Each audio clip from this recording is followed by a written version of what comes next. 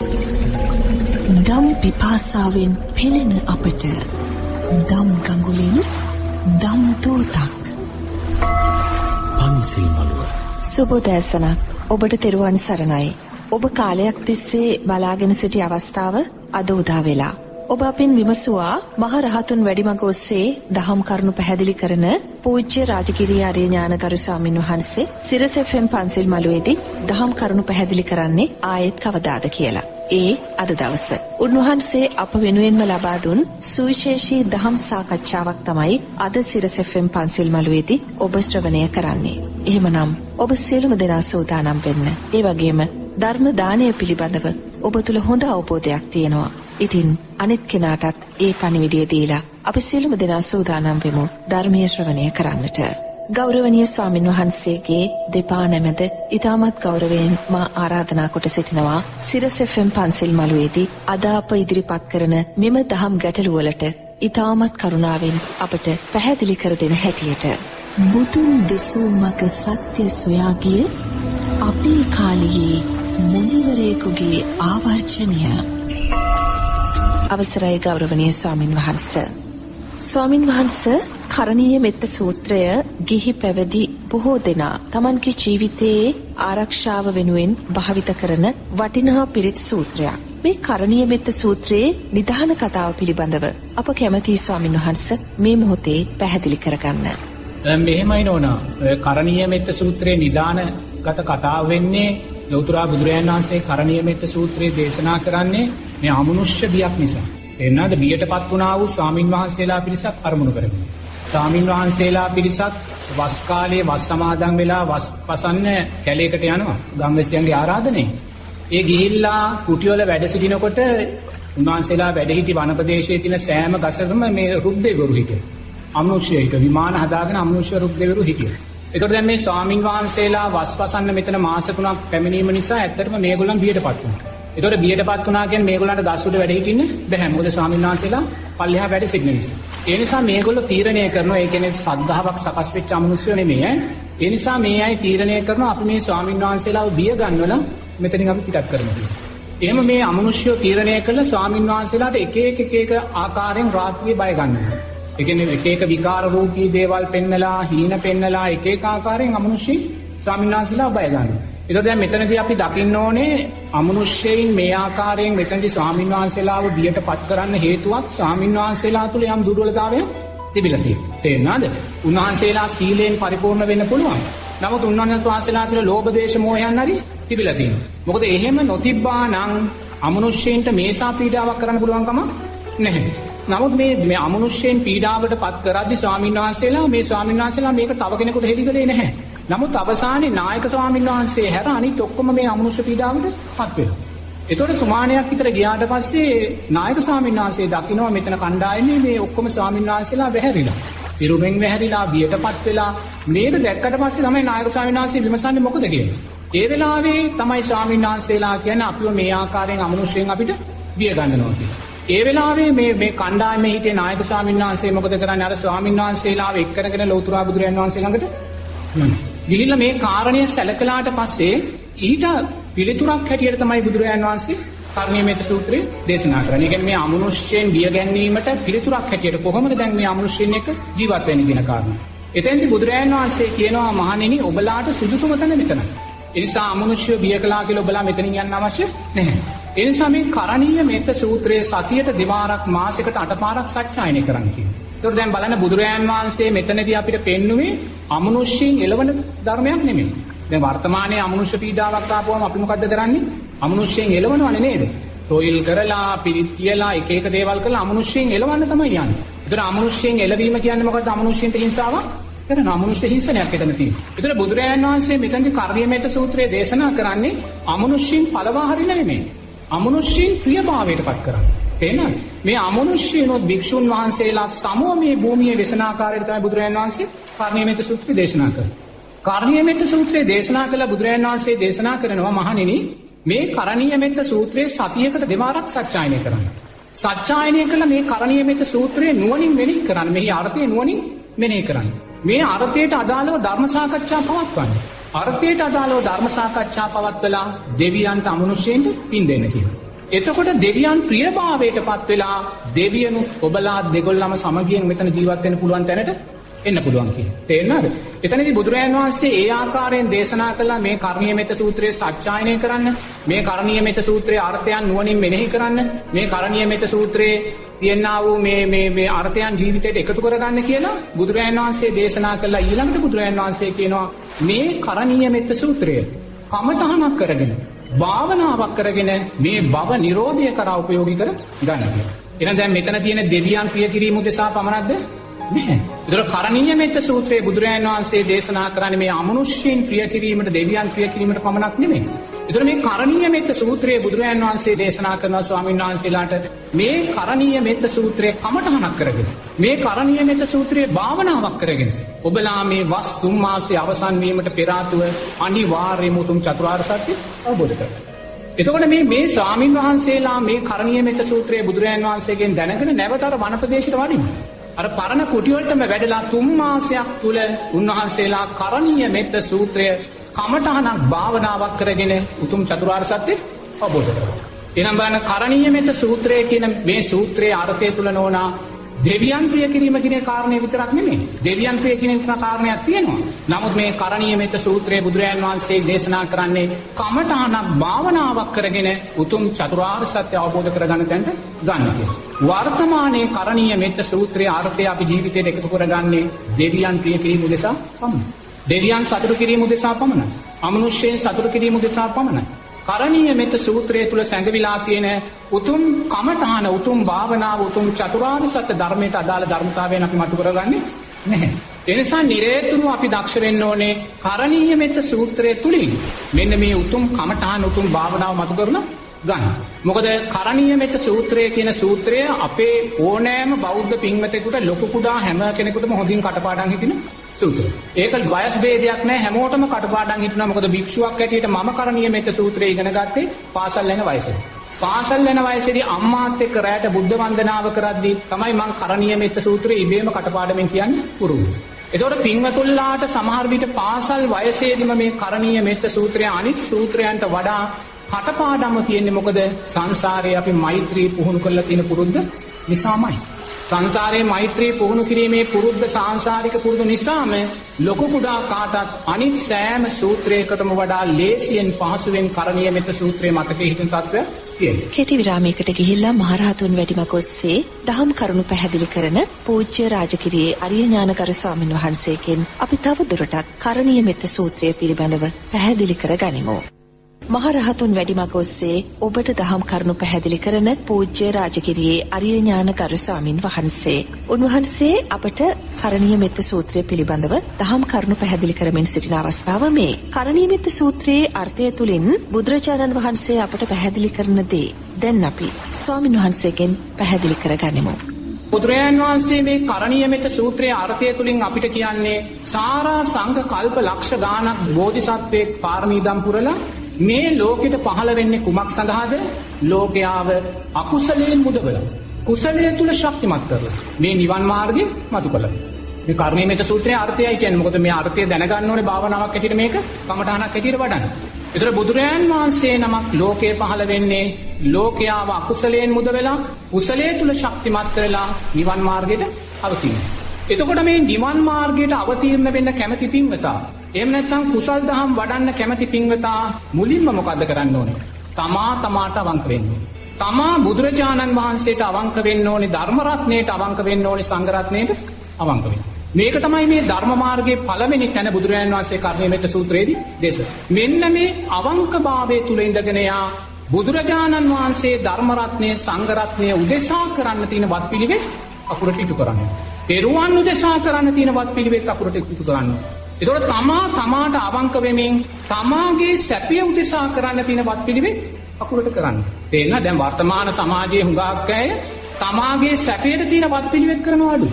මොකද කොතනත් ලෝභ, ද්වේෂ, මෝහයන් තුල තමයි වත්පිළිවෙත් කරන්නේ. එතන මෙතනින් තමාට අවංක වෙච්ච කෙනා, සංසාර බය දැක්ක කෙනා, තෙරුවන් ධර්ම රත්නයේ සංඝ රත්නයේ කෙරෙහි සද්ධාවට, අවංකභාවයට, කීකරුභාවයට පත් වුණ කෙනා තමා කෙරෙහි කළ යුතු යුතුකම් කියනවා. මොකද තමා කෙරෙහි කළ යුතු යුතුකම් තමා සුගතිය කරා මුලින්ම යන්නේ. සුගතියට අවශ්‍ය සංස්කාර රැස් කරන්නේ. කුසලයට අදාළ සංස්කාර රැස් කරන්න. මේ කුසල් සංස්කාරයත් අනිත්‍යයි කියලා දැකලා නිවන් මාර්ගයට අදාළ සංස්කාරය තත් ජීවිතයට එකතු කරගන්න. තේරෙනවද? එතන බුදුරජාණන් වහන්සේ කර්ණීයමෙත සූත්‍රයේ මෙතනින් තමයි පටන් ගන්නේ. තමාට අවංක වෙන්නේ. තමා තෙරුවන්ට අවංක වෙලා තෙරුවන් උදෙසා තමා උදෙසා කළ යුතු වත් පිළිවෙත් අකුරට ඉටු කරන්න. තේරෙනවද? එහෙම ඉටු කරලා බුදුරජාණන් වහන්සේ ඊළඟට දේශනා කරනවා මේ සියලු සත්වයන්ට සුවපත් වේවා කියලා මෙත් වඩන්න කියලා. එතෙන්දී බුදුරජාණන් වහන්සේ කරණීයමෙත සූත්‍රයේදී දේශනා කරනවා මේ ලෝකේ බයෙන් මිදුණා වූ සත්වයෝ ඉන්නවා. කවුද බයෙන් මිදුණා වූ සත්වයෝ කියන්නේ? උතුම් රහතන් වහන්සේ. එතන මේ උතුම් රහතන් වහන්සේලා මනුස්ස ලෝකයේ තුල ඉන්න පුළුවන්, දිව්‍ය තලවල ඉන්න පුළුවන්, අනාගාමී බ්‍රහ්ම තලවල ඉන්න පුළුවන්. එතකොට මේ බයෙන් මිදුණා වූ රහතන් වහන්සේලා උත්තමයන් සුවපත් වේවා, නිදුක් වේවා, නිරෝගී වේවා කියලා මෙත් සිත පතුරවන්න කියලා බුදුරජාණන් වහන්සේ දේශනා කරා. මුලින්ම කියන්නේ මොකද? බයෙන් මිදුණා වූ පුද්ගලයෝ මේ ලෝකේ ඉන්නවා. ඒ අය සුවපත් වේවා කියලා මෙත් සිත පතුරවන්න කියලා බුදුරජාණන් වහන්සේ දේශනා කරා. දෙවනුව බුදුරජාණන් වහන්සේ දේශනා කරනවා මේ බයෙන් මිදීමට ගමන් ගන්නා වූ මාර්ගයේ ජීවත් වෙන පින්වතුන්ලා ඉන්නවා. බයෙන් මිදීමේ මාර්ගය තුල ගමන් කරනවා. ඒ කවුද?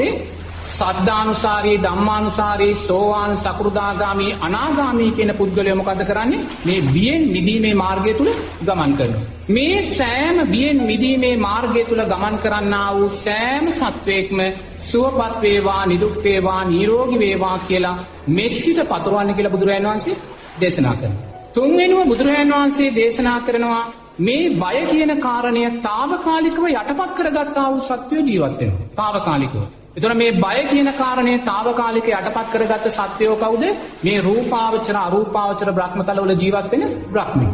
ඒ බ්‍රහ්මයෝ නිරේතුරුවම ධ්‍යාන සමාධිය තුලයි ජීවත් වෙන්නේ. ධ්‍යාන සමාධිය තුල පංච නීවරණ යටපත් වෙලා ඒ පංච නීවරණ යටපත් වීම තුල ඒගොල්ලෝ බියෙන් తాවකාලිකව මිදිලා ජීවත් වෙනවා. తాවකාලිකවයි මිදලා තින්නේ.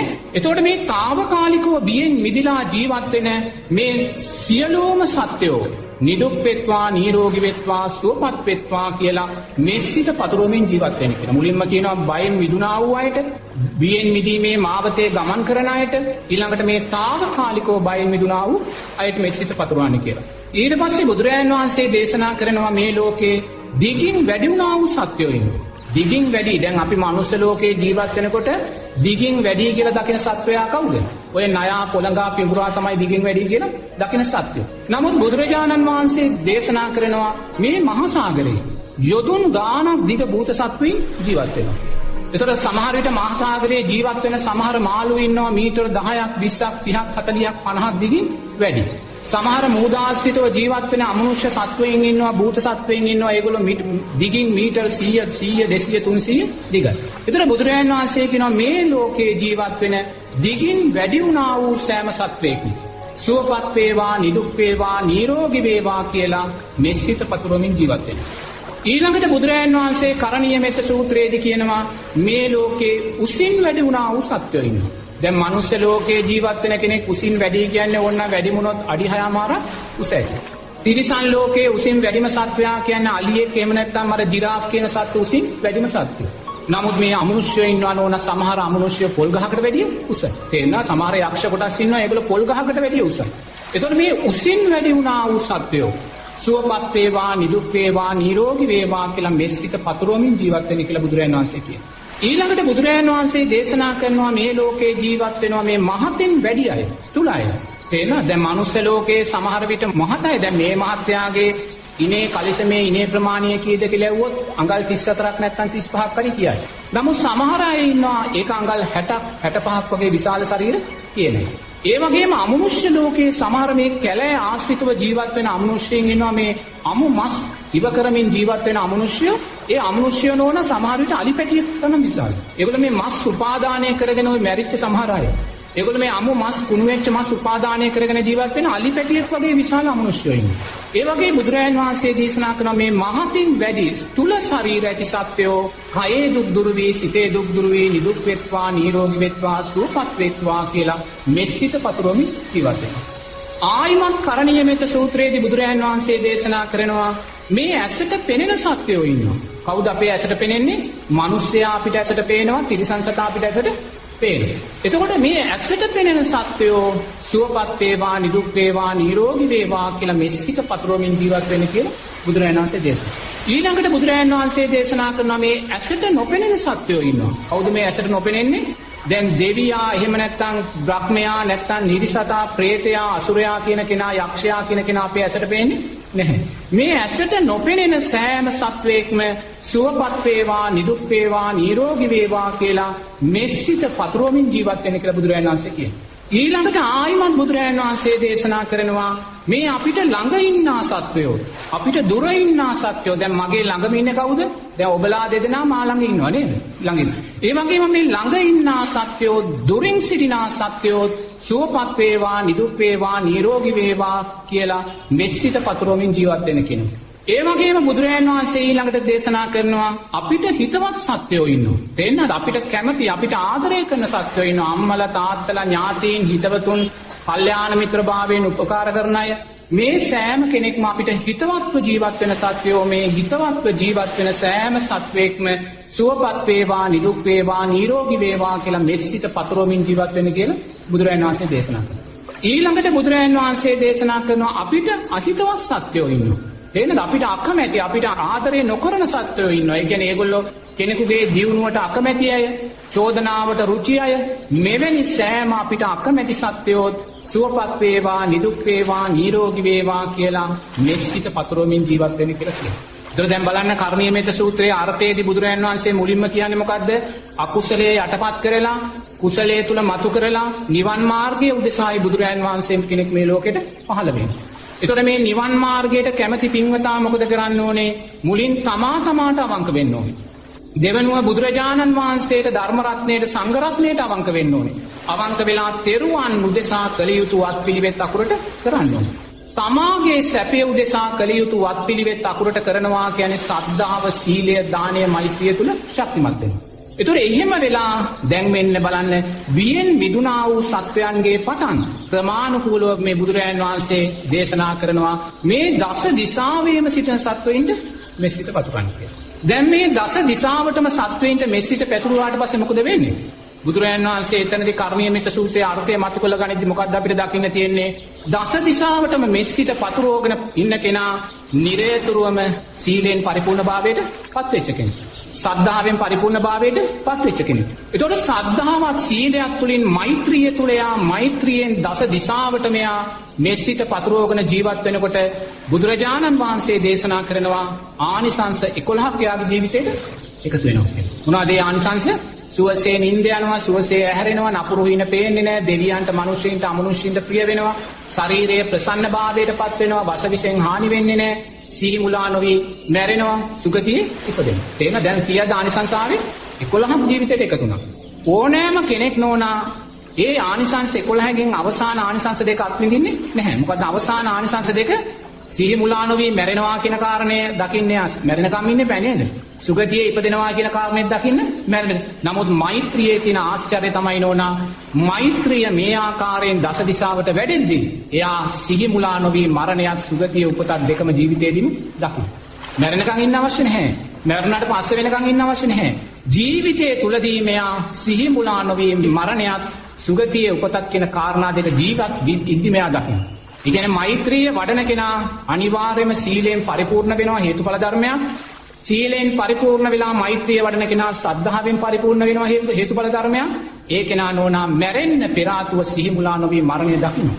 එයා මැරෙන්න පෙර ආතුව සුගතියේ උපත දකිනවා. එහෙනම් බලන්න දස දිශාවට මෙත් වඩාගෙන ඇවිල්ලා බුදුරජාණන් වහන්සේ අවසානයේ මේ ආනිසංස 11ක ඵලයක් ලබන පුද්ගලයෙක් බවට අපිව පත් කරනවා. මේ කර්ණීයමෙත සූත්‍රයේ අර්ථය කියන්නේ. එතකොට මේ ආනිසංස 11ක් තියෙන පුද්ගලයෙක් බවට දැන් අපිව පත් කරලායි තියෙන්නේ මෙතන.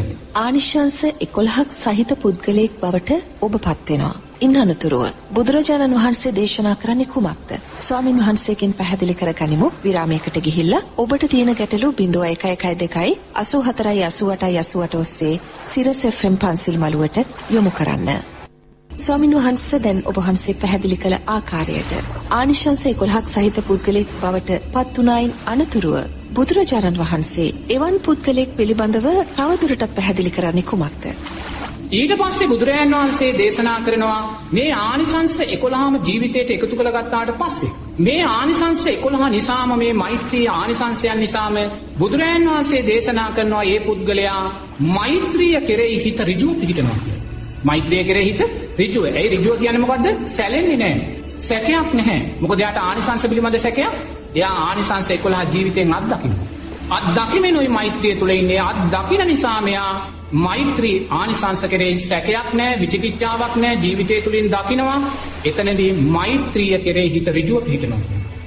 සැලෙන්නේ නැහැ, අවිශ්වාසයක් නැහැ මෛත්‍රිය කෙරෙහි. ඒ ඍජුව පිහිටන්නා වූ හිත බුදුරජාණන් වහන්සේ කියනවා සංසිඳෙනවා කියලා. සංසිඳෙනවා කියන්නේ මොකද්ද? ධර්මයේ පස්සද්ධියටපත් වෙනවා, ධර්මයේ සැහැල්ලුවටපත් වෙනවා. ඒ පස්සද්ධිය සකස් වුණා වූ හිත බුදුරජාණන් වහන්සේ කියනවා සමාධිමත් භාවයටපත් වෙනවා කියලා. ඔන්න එක අදියරක් කර්ණීයමෙත සූත්‍රයේ. දැන් අතනින් මුලින් පටන් ගත්ත බුදුරජාණන් වහන්සේ කෙනෙක් ලෝකෙට පහළ වෙන්න හේතු වෙන්නා වූ කාරණයෙන් පටන් අරගෙන දස දිශාවටම මෛත්‍රිය වඩලා ඒ ආනිසංස 11 ජීවිතයට එකතු කරගෙන ඒ ආනිසංස තුලින් අන්න යා මොකද කරන්නේ? මෛත්‍රී සමාධිය සකස් කර ගන්න. සමාධිමත් මෛත්‍රී හිතක් යා සකස් කර ගන්න. මේක මේ කර්ණීයමෙත සූත්‍රයේ එක අදියරක්. එන්න මෙතන තමයි ලෞකික අදියර. මෙතන මේ මෛත්‍රිය තුලින් සමාධිමත් හිතක් සකස් කරගත්ත කෙනා ඊළඟට මොකද්ද කරන්නේ? අන්න බුදුරජාණන් වහන්සේ දේශනා කරනකොට කියනවා දැන් ඔබ මේ මෛත්‍රිය විදර්ශනා නුවණ උදෙසා භාවනාවක් කමඨහනක් කරගන්න කියලා. මෙන්න මේ මෛත්‍රී භාවනාව කමඨහනක් කරගෙන විදර්ශනා නුවණ මතු කරගත්ත නිසායි එදා අර අමනුෂ්‍ය බියටපත් වුණ ස්වාමින් වහන්සේලා සියලු දෙනාම වස් කාලයේ අවසානයේදීම චතුරාර්ය සත්‍ය අවබෝධ කරගත්තා. දැන් යා මෛත්‍රී සමාධියෙන් පරිපූර්ණයි. හිත සමාධිමත් වෙලා හිත මෛත්‍රිය තුල තියෙන්නේ. ඒ සමාධිමත් හිත තුලින් අන්න දැන් යා දකිනවා. මොකද්ද දකින්නේ? මේ මෛත්‍රියේ සෑම ආනිසංසයක්ම අනිත්‍යයි කියන කාරණා. දැන් මේ මෛත්‍රී සමාධිය සකස් වෙන වෙලාව දක්වා එයා මුළු ආරෂ්ඨාංගික මාර්ගයේම ලෞකික විදියට යාට වැඩිලා තියෙනවා. සම්මා සමාධිය සකස් වෙලා ලෞකික සම්මා සමාධිය සකස් වෙලා. එතකොට මේ ලෞකික සම්මා සමාධිය තුල ඉඳන් මේ මෛත්‍රිය තුලින් ලබා ගත්තා වූ යා මොකද කරන්නේ? මේ මෛත්‍රී ආනිසංස සියල්ලම අනිත්‍යයි කියලා දකිනවා. එයා දකිනවා කොච්චර සිහිමුලා නොවි මැරුණත් අපි නැවත සිහිමුලාවටපත් වෙලා මැරෙනවා. ඒ සංස්කාරය අනිත්‍යයි. කොච්චර සුගතියේ ඉපදුනත් අපි ආයෙමත් දුගතියට වැටෙනවා. ඒ සංස්කාරය අනිත්‍යයි. කොච්චර රූමත් ශරීරයක් මෛත්‍රිය තුලින් ලබා ගත්තත් ඒ සෑම සංස්කාරයක්ම අනිත්‍යයි. එයා මෛත්‍රී ආනිසංස විදර්ශනා නුවණින් දකිනවා. ඒතර මෛත්‍රී ආනිසංස විදර්ශනා නුවණින් දැකලා එයා නුවණින් දකිනවා මං සංසාරේ මෛත්‍රී භාවනාව පුහුණු කරලා අතීතේ එර්ධියෙන් ගමන් කරලා තියෙනවා. පටිච්චසමුප්පන්නව ඉපදිලා. අතීතේ මෛත්‍රී ධ්‍යාන සකස් කරන් එර්ධියෙන් මම ගමන් කරලා තියෙනවා. අතීතේ මෛත්‍රී ධ්‍යාන සකස් කරන් මං රූපාවචර අරූපාවචර බ්‍රහ්මතලවල කල්ප ගණන් ජීවත් වෙලා තියෙනවා. අතීතේ මෛත්‍රිය ජීවිතය තුලින් පුහුණු කරලා මම ඊටමත් ලස්සන ස්වරූපී ශක්තිති රජවරු වෙලා සක්‍රියා වෙලා මම ඉපදිලා තියෙනවා. නමුත් මේ සෑම සංස්කාරයක්ම අනිත්‍යයි. අන්න බලන්න අතන ලෞකික සම්මා සමාධිය තුලට ඇවිල්ලා දැන් යා මේ සංස්කාරයන්ගේ අනිත්‍යභාවය දකිනවා. එයා දැන් මේ සකස් වෙන්නා වූ මෛත්‍රී ආස්වාදයට බැඳෙන්නේ නැහැ. එයා සකස් වෙන්නා වූ මෛත්‍රී ආස්වාදයේ සකස් වෙන මොහොතේම එයා දකිනවා මේ සංස්කාරය අනිත්‍ය වූ සංස්කාරයක් කියලා. ඒ නිසා නිරේතුරුවම දැන් මෙතෙක් පළවෙනි අධ්‍යයන කර්ණීයමෙත සූත්‍රයේදී මේ ලෞකික මෛත්‍රිය ජීවිතයට එකතු කරගත්තා, ආස්වාදයට බැඳුණා. දැන් ඒ ආස්වාදය තුලින් අපි හිත සමාධිමත් භාවයට ගෙනාවට පස්සේ ඒ සමාධිය උපයෝගී කරගෙන මෛත්‍රිය විදර්ශනා නුවණින් දකින්න. ඒ කියන්නේ මොකද්ද? මෛත්‍රිය ආර්ය මෛත්‍රිය බවට පත් කරගන්න. ආර්ය මෛත්‍රිය කියලා කියන්නේ මොකද්ද? විදර්ශනා නුවණ මුසු මෛත්‍රිය. අධිගමයන් කරා අපිව අරන් යන ප්‍රඥාව මතු කරලා දෙන මෛත්‍රිය තමයි ආර්ය මෛත්‍රිය කියලා කියන්නේ. ඒතර දැන් බුදුරජාණන් වහන්සේ මෙතනදී ආර්ය මෛත්‍රිය මතු කරන මාර්ගය පෙන්වුවා. කොහොමද පෙන්වුවේ? මේ සංස්කාරයන්ගේ අනිත්‍යභාවය දකින්න. මේ මෛත්‍රී සංස්කාරයන්ගේ අනිත්‍යභාවය දකින්න බැඳෙන්න එපා. ඔබ කොච්චර මෛත්‍රී වඩලා දෙවියන්ට, මිනිස්සෙන්ට, අමනුෂ්‍යයන්ට ප්‍රිය වුණත් ඒ ප්‍රියභාවයට පත් වෙන සමාජය තුල ඔබට කොච්චරනම් යහපත් ප්‍රතිචාර ලැබුණත් ඒ ප්‍රතිචාරයන්ට බැඳෙන්න එපා. මොකද මේ ප්‍රතිචාර කියන්නේ සංස්කාරයක්. සංස්කාරය කියන්නේ අනිත්‍ය වූ ධර්මයක්මයි. එනිසා ඔබ කොච්චර මෛත්‍රී භාවනා වැඩිලා කොච්චර ලස්සන රූපේ ප්‍රසන්න වුණත් ඒ ප්‍රසන්න රූපයට බැඳෙන්න එපා. ඒ ප්‍රසන්න භාවය කියන්නේ සංස්කාරය. තේරෙනවද? ඒ සංස්කාරය අනිත්‍ය වූ දෙයක්. ඔබ මෛත්‍රී වඩලා ඔබ කොච්චර සමාජය තුල ජනප්‍රිය භාවයට පත් වුණත් ඒ ජනප්‍රිය භාවයට බැඳෙන්න එපා. ජනප්‍රිය භාවය කියන්නේ සංස්කාරයක්. ඒ සංස්කාරය අනිත්‍ය වූ ධර්මයක්. ඒකෝ දැන් මේ ධර්මයේ නුවණින් මෙනෙහි කරනකොට අන්න විදර්ශනා නුවණ යා සකස් කරගන්න. එන ආර්ය මෛත්‍රිය දැන් එයා තුල වැඩෙන්නේ. එයා මෛත්‍රී ආනිසංසෙන් බැඳෙන්නේ නැහැ. එයා ආර්ය මෛත්‍රිය ජීවිතයට උපයෝගී කරගෙන අන්න බුදුරජාන් වහන්සේ කරණීය මෙත්ත සූත්‍රය අවසන් කරනවා. කොහොමද අවසන් කරන්නේ? මේ ආර්ය මෛත්‍රිය තුලින් කාමයන්ගේ නිසරුභාවය දකිමින් සංසාර බය දකිමින් සක්කාය දිට්ඨිය සිඳිමින් නැවත මව්කුසකට නොයන. එනවාද නැවත මව්කුසකට නොයන අනාගාමී බ්‍රහ්මතලයක උප්පත්තිය සකස් කරගන්න බ්‍රහ්මේ වෙන්න කියන තැන තමයි බුදුරජාණන් වහන්සේ කරණීය මෙත්ත සූත්‍රයේ තවන්නේ. එනම් බලන්න මේ කරණීය මෙත්ත සූත්‍රයේ වර්තමානයේ හැම ලොකු කුඩා කවුරු සත්‍යයනය කළත් මේසා ගැඹුරු ධර්මයක් මේසා ගැඹුරු අර්ථයක් කරණීය මෙත්ත සූත්‍රය තුලින් දකින්නේ නැහැ. ඒ නිසා කරණීය මෙත්ත සූත්‍රයේ බුදුරජාණන් වහන්සේ දේශනා කරන්නේ දෙවියන්ට ප්‍රියවීම සඳහා පමණක් නෙමෙයි. අමනුෂ්‍යයන්ට ප්‍රියවීම සඳහා පමණක් නෙමෙයි. ඒකත් එක හේතුවක්. එතනදී බුදුරජාණන් වහන්සේ අපිට දෙන ලස්සනම ආදර්ශය තමයි වර්තමානයේ ගොඩාක් ඒක තේරුම් ගන්න ඕනේ. මොකද වර්තමානයේ ගෙදරක අමනුෂ්‍යෙක් പ്രേත දෝෂයක් භූත දෝෂයක් තියෙනවා කියලා දැනගත්තාම මේගොල්ලෝ මොකද කරන්නේ? പ്രേතයන් එලවන්න තොইল කරලා බලි තොইল කරලා අප්‍රමාණ අමනුෂ්‍ය හිංසනය කරගන්න. නමුත් මෙතනදී බුදුරජාණන් වහන්සේ අපිට ආදර්ශ දෙන්නේ මොකද්ද? අමනුෂ්‍යයන් එළවීම නෙමෙයි. දැන් එදා බුදුරජාණන් වහන්සේ ස්වාමින් වහන්සේලාට අමනුෂ්‍යයන් එළවන්න අමනුෂ්‍යයන් පළවා හරින ධර්මයක් කිව්වනම් මොකද වෙන්නේ? බුදුරජාණන් වහන්සේ කවදාකවත් එහෙම ධර්මයක් කියන්නේ? ඇයි එතන අමනුෂ්‍ය හිංසනයක් සිද්ධ වෙන්නේ? ඒතර මේ අමනුෂ්‍ය හිංසනය නෙමෙයි බුදුරජාණන් වහන්සේ එතනදී මේ ආදර්ශයෙන් දෙන්නේ. මේ අමනුෂ්‍යයන් ප්‍රියභාවයට පත් කරගන්න. ඔබලා මේ කැලේ ජීවත් වෙනවා වගේම ඒ අමනුෂ්‍යයන්ගේ තිප්පොළවල් ඒගොල්ලන්ගේ උපාදානයන් ඒවා වළක්වන්න යන්න එපා. මේ කුටිය ඔබ ඔබේ කරගෙන ජීවත් වෙනවා වගේම මේ ගහ මගේ කරගෙන ඒ දෙවියා ජීවත් වෙන අමනුෂ්‍යයා ජීවත් වෙනවා. ඒතකොට අපි ඒ දෙවියා වෙතනින් එළවනවා කියන්නේ අපිව කුටියෙන් එළවනවා හා සමාන වැඩ නේද? ඒ නිසා නිරේතුරුවම බුදුරජාණන් වහන්සේ කරණීය මෙත්ත සූත්‍රය තුළින් වර්තමාන සමාජයට දෙන එක පණිවිඩයක් තමයි අමනුෂ්‍ය ප්‍රශ්නවලදී අමනුෂ්‍යයා එළවනවා කියන තැනට ඇවිල්ලා පීඩා කරනවා කියන තැනට ඇවිල්ලා අමනුෂ්‍ය හිංසනයට අදාළ බලවත් අකුසල් කරගන්න එපා. මෙතනදී බුදුරජාණන් වහන්සේ කියන්නේ අමනුෂ්‍යයා සතුටටපත් කරලා එනයි. එයාව ප්‍රියභාවයට පත් කරලා එයාව බියෙන් මුදවලා එයාත් එක්ක සමගිව අපේ කටයුත්ත කරගෙන අපිට මෙතනින් ගැලවිලා යන්න කියලායි බුදුරජාණන් වහන්සේ දේශනා කරන්නේ. ඒ නිසා නිරේතුරුවම දකින්න කරණීය මෙත්ත සූත්‍රය තුල ඊළඟ ජීවිතේ අනාගාමී බ්‍රහ්මතලයක උතුම් බ්‍රහ්මීක් බවට පත්වීමට අවශ්‍ය කමඨහනක් ඒ වගේම භාවනාවක් ගැබ් වෙලා තියෙනවායි කියන කාරණේ දකිමින් ඕනේ අපි කරණීය මෙත්ත සූත්‍රයේ ජීවිතයට එකතු කරගන්න. ඒ නිසා පින්වතුන්ලා නිරේතුරුව දක්ෂ වෙන්න කරණීය මෙත්ත සූත්‍රයේ සත්‍යයනය කරනවා වගේම දෙවියන්ට පින් දෙනවා වගේම නිරේතුරුවම කරණීය මෙත්ත සූත්‍රය නැවත මෞකුසකට නොයන සක්කාය දිට්ඨිය සිඳෙන කාමයන්ගේ නිසරුභාවය දකින අනාගාමී බ්‍රහ්මීක් බවට පත් වෙනවායි කියන කාරණය තුල දකින්න. ඒ කාරණය තුල දකිමින් නිරේතුරුවම දස දිශාවටම මෛත්‍රී පතුරවමින් ජීවත් වෙන්න. මෛත්‍රිය කියලා කියන්නේ කොයිතරම්නම් උතුම් කාරණයක්. ඔබත් මාත් සිටිනා වූ මේ අවස්ථාව හරිම විනිශ්චිතයි. අප තුළ මෛත්‍රිය නිවැරදිව වැඩි තිබේද? සංසාර බිය අප ඇත්තටම දැක තිබේද? මේ විරාමෙන් අනතුරුව මහරහතුන් වැඩිමග ඔස්සේ ඔබට දහම් කරුණු පැහැදිලි කරන පූජ්‍ය රාජගිරියේ අරිය ඥානකර ස්වාමීන් වහන්සේගෙන් දස දිසාවටම මෛත්‍රිය පැතිරුවායින් පසු ඊළඟ අවස්ථාව ස්වාමීන් වහන්සේගෙන් පැහැදිලි කරගනිමු. ස්වාමීන් වහන්සේ මෛත්‍රිය පතුරවන කරණීය මෙත්ත සූත්‍ර දේශනාවට හෝ මෙල්ල කළ නොහැකි අමනුෂ්‍යයන් ඉන්නවද? අනිවාර්යයෙන්ම කරණීය මෙත්ත සූත්‍රය නෙවෙනෝන මේ සතරවරන් දෙවියන් ඇවිල්ලා බුදුරජාණන් වහන්සේට කියනවා බුදුරජාණන් වහන්සේටත් අවනත වෙන්නේ නැති යක්ෂයෝ ඉන්නවා කියලා. බුදුරජාණන් වහන්සේට අවනත වෙන්නේ. අර ආටානාටි සූත්‍රයේදී බුදුරජාණන් වහන්සේට කියන භාග්‍යවතුන් වහන්සේ ඔබ වහන්සේට අවනත වෙන්නේ නැති යක්ෂයෝ ඉන්නවා. අමනුෂ්‍යයෝ ඉන්නවා කියලා. ඒතර ඔබ වහන්සේලාට අවනත වෙන්නේ දැන් කරණීය මෙත්ත සූත්‍රයේ බුදුරජාණන් වහන්සේ නිදාන කතාව දේශනා කරන්නේ කාටද? ස්වාමීන් වහන්සේලා. උපසම්පදා භික්ෂුන් වහන්සේලා උන්වහන්සේලා වස් සමාදන් වෙන්නයි කැලේට වඩින්න. ඒතර උපසම්පදා භික්ෂුන් වහන්සේලා කියන්නේ ප්‍රාතිමෝක්ෂ සීලෙන් පරිපූර්ණයි. ඒතර එනම් ප්‍රාතිමෝක්ෂ සීලෙන් පරිපූර්ණ උපසම්පදා භික්ෂුන් වහන්සේලාට එදා ඒ අමනුෂ්‍යෝ පීඩා කළා. ඒතර ඒ අමනුෂ්‍යෝ පීඩා කරපු නිසායි බුදුරජාණන් වහන්සේ කරණීය මෙත්ත සූත්‍රය දේශනා කළේ. ඒතර ඒ ප්‍රාතිමෝක්ෂ සීලෙන් පරිපූර්ණේ සුපටිපන්න ගුණෙන් පරිපූර්ණ මහා සංඝරත්නයටත් අමනුෂ්‍යෝ පීඩා කළා නම් ඕනා ගිහි අපිට ඒ ගැන කතා කරලා වැඩක් නැහැ. එතනදී අපි මතු කරලා ගන්න තියෙන්නේ මේකයි මේ සංසාරමේ භව ගමනේ තියෙන මේ නවාතැන් පොළවල් පිළිබඳව අපි මතක් කරලා ගන්නවා. දැන් අපි දකින්නේ මිනිස්සුયો ඉන්නේ මේ ගෙදරකයි නැත්තම් තිරිසන් සත්ත්වෝ ඉන්න ඔච්චරයිනේ දකින්නේ. ඒතකොට අපි දකින්න ඕනේ මේ සෑම ගහකම සෑම වෘක්ෂයකම සෑම කැලේකම සෑම කළු ගලකම සෑම වතුර වලකම මේවාට අධිග්‍රහිත අමනුෂ්‍යයෝ ඉන්නේ.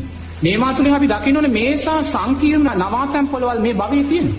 අර ඒ කියන්නේ ඒ සෑම ගහකම දෙවි කෙනෙක් හිටියා අමනුෂ්‍යයෙක් හිටියා. එතකොට මේ අමනුෂ්‍යයෝ කියන්නේ කවුද? මේ භව නවාතැන් පොළවල් වල උපත ලැබුවා වූ සත්ත්වෝ.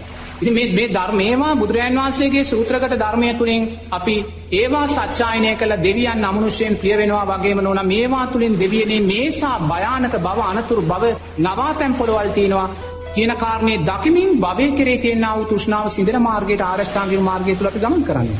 මොකද අපිත් රුක් දෙවියෙක් වෙලා ඉපදෙන්න පුළුවන්. අපිත් ගල් කුලකට අධිග්‍රහිත බයිරවෙක් වෙලා ඉපදෙන්න පුළුවන්. අපිත් වතුර වලකට අධිග්‍රහිත දියරක්ෂෙක් වෙලා ඉපදෙන්න පුළුවන්. මේ සියලුම භව නවාතුම් පොළොව. ඒතන අපි දන්නේ මිනිස්සයා, දෙවියා, බ්‍රහ්මයා, තිරිසන්සතා කියන කාරණේ විතරයි. මේ වතුර වලේ භවයේ නවාතැන් පොළක් තියෙනවා. කළු ගල් කුටියේ භවයේ නවාතැන් පොළක් තියෙනවා. ගහක් මුදුනේ කොළයකත් අත්තකත් මුලකත් බුදුරජාණන් වහන්සේ කියනවා මේ ගහේ මුලට අධිග්‍රහිත දෙවිවරු ඉන්නවා. ගහේ පොත්තට අධිග්‍රහිත දෙවිවරු ඉන්නවා. ගහේ කඳට අධිග්‍රහිත දෙවිවරු ඉන්නවා. ගහේ අත්තට ගල්ලට ඵලයට අධිග්‍රහිත දෙවිවරු ඉන්නවා. ඒ කියන්නේ මේ එක ගහක භව නවාතුම් පොළවල් කොච්චර තියෙනවද නේ? එක ගහක් උපාදානය කරගෙන කොච්චර සත්ව ඉපදෙනවද නේ? ඒතර මේසා භව අනතුරු මේසා භව නවාතැන් පොළවල් මේ ලෝක ධාතුව තුල තියෙනවා. ඒ නිසා මේවා සතුටු කර කර ඉන්න නෙමෙයි අපි දැන් යන්න ඕනේ. ධර්මයේ ලැබුණ වෙලාවේ මේ බුද්ධෝත්පාද කාලයේ උතුම් මනුස්ස ජීවිතයක් ලැබුණ වෙලාවේ අමනුෂ්‍යව සතුටු කරනවායි කියන කාරණේ නෙමෙයි අපි යන්න ඕනේ. කරණීය මෙත්ත සූත්‍රයේ සත්‍යයනය කරලා අපි පින් දෙද්දී අමනුෂ්‍ය අනිවාර්යයෙන්ම සතුටු වෙයි. ඒක අපිට වැඩක් නැහැ. අපි කරන්න ඕනේ මේ කරණීය මෙත්ත සූත්‍රයේ ලෝකෝත්තර අර්ථය මතු කරගෙන නැවත මෞකසකට නොයන තැනකට යන්න. එතන තමයි කරණීය මෙත්ත සූත්‍රය හෝ බුදුරජාණන් වහන්සේගේ සූත්‍රවල අර්ථය ගන්න ඕනේ. නැතු මේ ලෞකික ජීවිතය තුළ තවත් හිර වෙලා අපි අනුන්ට පින් දීදී ඉන්නවායි කියන කාරණේ ධර්මයේ සැබෑ අර්ථයෙන් ගැලපෙන්නේ නැහැ. නමුත් ඒකත් එක අර්ථයක් තමයි. නමුත් ඒ අර්ථය තුළ ඉඳමින් අපි දක්ෂ වෙන්න ඕනේ ඇති කරගන්නා වූ මෛත්‍රිය සමාධිය උපයෝගී කරගෙන විදර්ශනා නුවණ ආර්ය මෛත්‍රියක් බවට පත් කරගන්න. ස්වාමින් වහන්සේ ඕනම අවස්ථාවක අපව අමනුෂ්‍යයන්ගේ ග්‍රහණයට හසු වෙන්න පුළුවන්ද?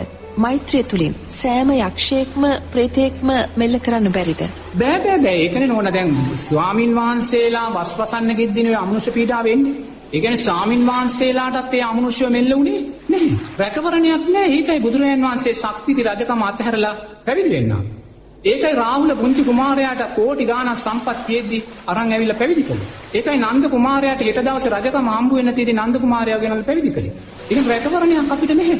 තිබුණත් ඒක తాවකාලික රැකවරණයක්. ඒ తాවකාලික රැකවරණෙත් අනිත්‍යයි. ඒ නිසායි බුදුරජාන් වහන්සේ කියන්නේ පුංචි නිමේෂයකදීවත් භවයේ ප්‍රාර්ථනා කරන්න එපා කියලා. නමුත් ඉතින් එහෙම කිව්වායි කියලා ලෝකයේ සියල්ලම නිවන් අවබෝධ කරගන්නේ නැහැ. මහ පොළවෙන් මේ ඇඟිල්ලට ගන්න පස් ප්‍රමාණයයි සද්ධාව සකස් කරගන්න කියලා බුදුරජාණන් වහන්සේ දේශනා කළා. ඒ නිසා මේ බුදුරජාණන් වහන්සේ මේ නියසිලට අරන් පෙන්නන පස් ප්‍රමාණයේ සද්ධාව සකස් කරපු පින්තුල්ලා දක්ෂ වෙන්න ඕනේ. තවදුරටත් අපි අමනුෂ්‍යයන්, ප්‍රේතයන්, දෙවියන් සතුටු කරනවා කියන කාරණේ තුල නෙමෙයි අපි නවතින්නේ. ඒකත් කළ යුතුයි. නමුත් අපි එහාට මේ සෑම සංස්කාරයක්ම අපි සංස්කරන අනිත්‍යයි කියලා තැන දැනගෙන අපි මේ ලෝකයෙන් එතර වෙන්නයි අපි දක්ෂ වෙන්නේ. තේන්න ඒකයි කරන්නේ. කාලේ ඉතාමත් වටිනවා. අප්‍රමාදීව සියල්ල සම්පාදනය කරගන්න කියන බුද්ධ වචනය මට නිරතුරුවම සිහිපත් වෙනවා. ගෞරවනීය ස්වාමින් වහන්සේ අප වෙනුවෙන් මේ කාලය වෙන් කළේ ඔබේ දහම් අවබෝධය පිණිසමයි. ඉතින් උන්වහන්සේට පින් අනුමෝදන් කරන්න. ඒ අනුමෝදන් වන පින් තුලින් උන්වහන්සේට නිදුක් නිරෝගී භාවයක් තවදුරටත් සිරස FM පන්සිල් මළුවේදී උන්වහන්සේගේ කල්යාණ මිත්‍ර ඇසුරත් අපි ප්‍රාර්ථනා කරමු. උන්වහන්සේගේ පින්බර අරමුණු ඒ ආයුරින්ම ඉෂ්ට වේවා කියා සම්‍යක් දෘෂ්ටික දෙවියන්ගේ ආශිර්වාදයක් ලැබේවා කියා ප්‍රාර්ථනා කරමු. ගෞරවනීය ස්වාමින් වහන්සේ ඔබ වහන්සේට තෙරුවන් සරණයි. අප සියලුම දෙනාට අප්‍රමාදීව කටයුතු කරන්නට අවශ්‍ය කරන දහම් කරුණු ඔබ වහන්සේ අපට පැහැදිලි කර දුන්නා.